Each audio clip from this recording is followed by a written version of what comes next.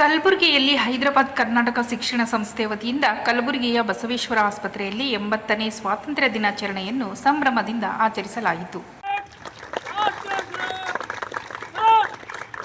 ಕಾರ್ಯಕ್ರಮದಲ್ಲಿ ಧ್ವಜಾರೋಹಣ ನೆರವೇರಿಸಿ ಮಾತನಾಡಿದ ಹೈದರಾಬಾದ್ ಕರ್ನಾಟಕ ಶಿಕ್ಷಣ ಸಂಸ್ಥೆಯ ಅಧ್ಯಕ್ಷರಾದ ಸುಶೀಲ್ ನಮೋಶಿ, ಭಾರತ ದೇಶವು ಅಪಾರ ಪ್ರತಿಭಾವಂತ ಯುವಜನರನ್ನು ಹೊಂದಿದ್ದು ಇಡೀ ವಿಶ್ವಕ್ಕೆ ಪ್ರತಿಭಾವಂತರ ಕೊಡುಗೆ ನೀಡುತ್ತಿರುವ ರಾಷ್ಟ್ರವಾಗಿದೆ ಎಂದು ಹೇಳಿದರು.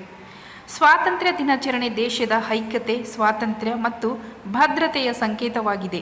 ನಮ್ಮ ವೀರ ಯೋಧರ ತ್ಯಾಗ ಮತ್ತು ಬಲಿದಾನದ ಫಲವಾಗಿ ಇಂದು ದೇಶ ಸುರಕ್ಷಿತವಾಗಿದೆ ಎಂದು ಅವರು ಸ್ಮರಿಸಿದರು.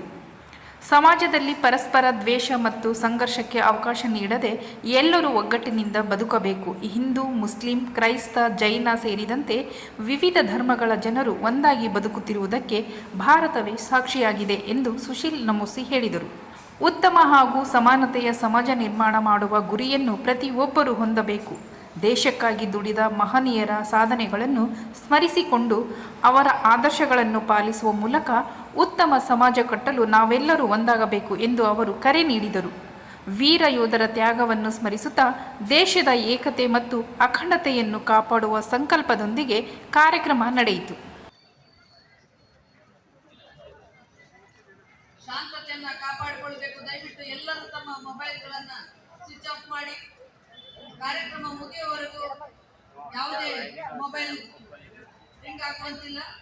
ಎಲ್ಲರೂ ರಾಷ್ಟ್ರ ಗೀತೆಗೆ, ರಾಷ್ಟ್ರ ಧ್ವಜಕ್ಕೆ ಗೌರವ ಸಲ್ಲಿಸುವುದು ಭಾರತೀಯರಾದ ನಮ್ಮೆಲ್ಲರ ಕರ್ತವ್ಯವಾಗಿದೆ.